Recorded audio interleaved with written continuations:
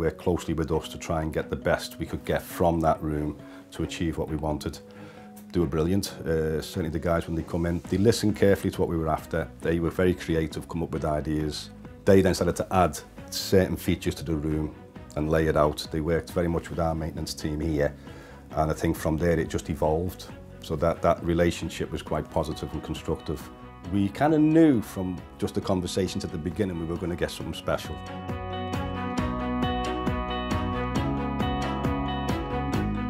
The purpose of Little Islands is to create what we see here, which is a life room, which is a subtle and gentle way of encouraging increased levels of communication and activity in people who live with dementia.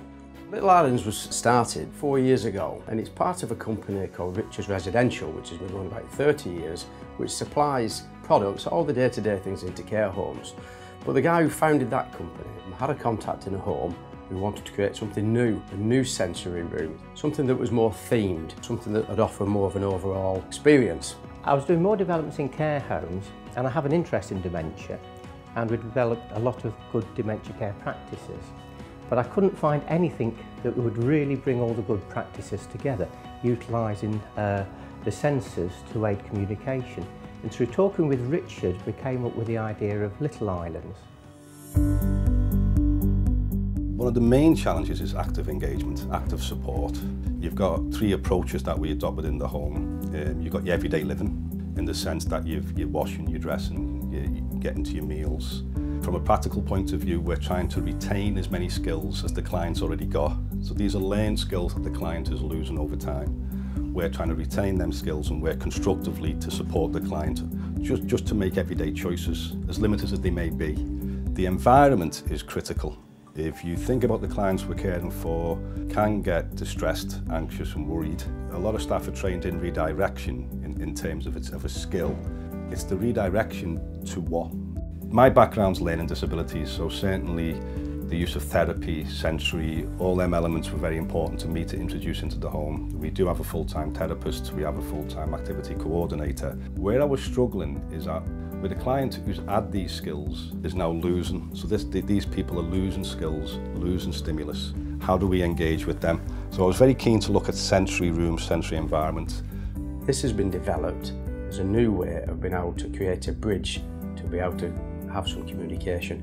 When you do communicate and do some activities, you feel fulfilled, you feel as if you've got in your own way just a small little purpose again. Everybody enjoys having a chat. If you do an activity, you feel some reward from doing it. On the life wall, we communicate through the senses and aid communication, and that's to make contact with other people. The one that we have here presents a lovely seaside view. You have the smell of the ozone, the seagulls, the sun, the sailing boat, the interactive facilities that are happening. And when people are in there, it's the senses. They feel in touch, communicating. And once they're in touch, you get a smile, you get a sense of well-being. The difference is with this to other sensory rooms is that it is based on a theme. So for example, with this room, it's based on a seaside theme.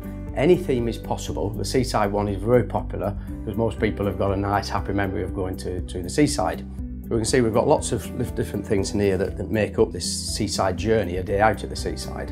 What we might have one client that just enjoys coming in here and it lifts up their mood and their spirits. Virtually everybody smiles when they come in here, and there's music playing in the background, and it can be a lovely place to evoke memories. Others come in, they use it for relaxation. So you can dim the lights, put some soft music on, and just gently sit back and listen to the waves playing.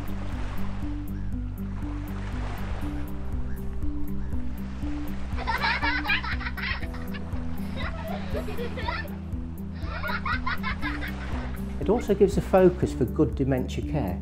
Care staff can utilise it, and through training and support can use good dementia care skills to bring a sense of well-being to the clients that they're looking after.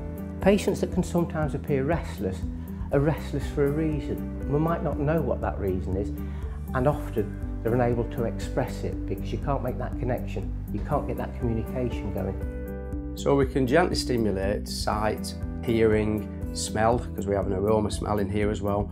We can even have taste through ice creams and things being served from the dispenser for ice creams. and touch, which is a really big one, to be able to touch all the different tactile objects. And when you can stimulate somebody with those means, that's a great way then for somebody to be able to start having a certain amount of communication activity that suits their capability, depending at what stage with dementia are.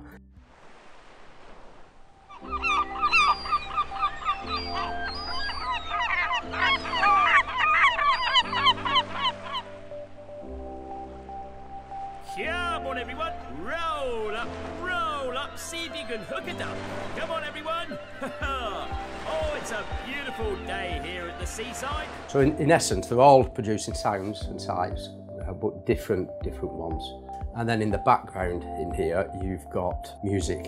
You can have the gentle sound of waves, all controlled by the person that's here. And you can have different mood lighting. So you can drop the moods lighting down, change the colours, depending on how you're wanting to use the room. So I think certainly from a sensory room point of view, I kind of knew in my head what I was after, but I'd never seen one. And for several years we thought about, we'd even consulted with some organisations. It was a visit to the NEC, we went to the dementia show. Me managing director Paul then flagged up a company he'd seen there, Little Islands.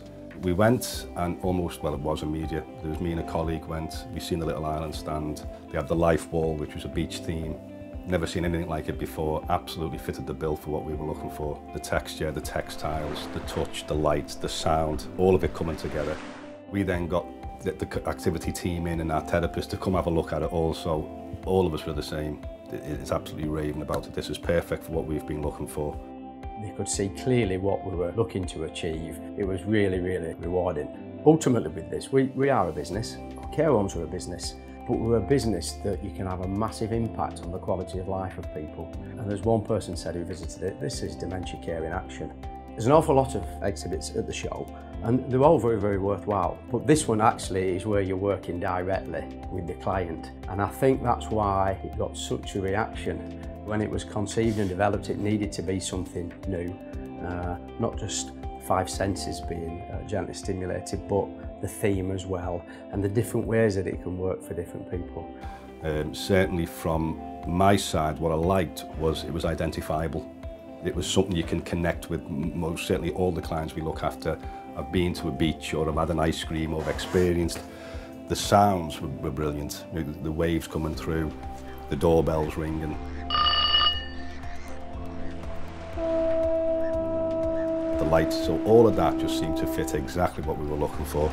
What we found at the exhibition at the Care and Dementia Show was we had people coming in with requirements for different types of clients. It may be that they've acquired brain injury, where the means for communication have been taken away from them, or it might be that they have learning disabilities. Again, that's another means for being able to create a connection for those people as well.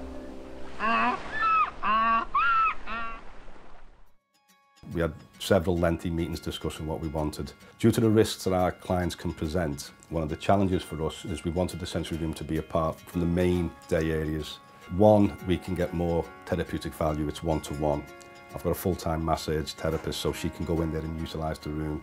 But then you can adjust the room for a particular client. So you might find that one client doesn't enjoy coming in and pressing the buttons. They might not get any pleasure from doing that. It may be that they just want to come and sit and relax and listen to their music. And you will get to know that a certain client might like a certain setting of mood lighting, and that works for that client. Everything in here is controlled on a tablet to which they can change the mood lighting and sounds. And you can put through this, build up a different library of music. You can have seaside, but it might be that somebody likes classical music and they can enjoy the experience that way.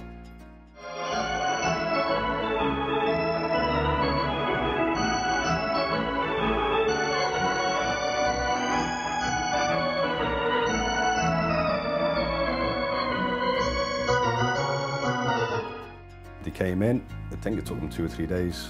Very much self-sufficient, they got on with it, very pleasant guys to be around and very respectful of the home and certainly how we go about our business. So it was absolutely a dream, the whole process. From the result, absolutely fantastic. It's delivered more than we anticipated.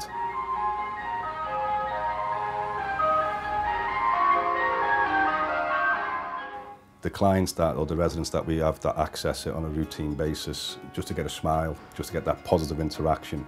Plenty of time to build sandcastles or maybe go and have a dip in the sea. Families are encouraged to use it. Staff will use it ad hoc, opportunist, and we have planned sessions where we actually take clients in there as part of their therapy. So the room itself has just worked an absolute treat in terms of supporting the service and delivery of direct positive interactions with the clients. It's probably one of the most rewarding jobs because we actually see the beneficial effect it has for residents. Nothing better than seeing somebody smiling when they're using the room like this, or getting the feedback as well from carers and saying how well it works for them. And if you've got a facility such as this, word gets around of the type of quality that you're delivering. It shows how you stand out. So it's important that it does facilitate things on a business footing as well. Everything that we do in the life room, life wall, is underpinned by research. And it's known that social interaction breaks isolation. People are isolated, they deteriorate fast. With dementia, when you lose the ability to communicate effectively and you forget who you are and your personhood is, it's an awful place to be. But by the utilisation of the senses, you can make connections again so people aren't isolated. They can interact on various levels they can.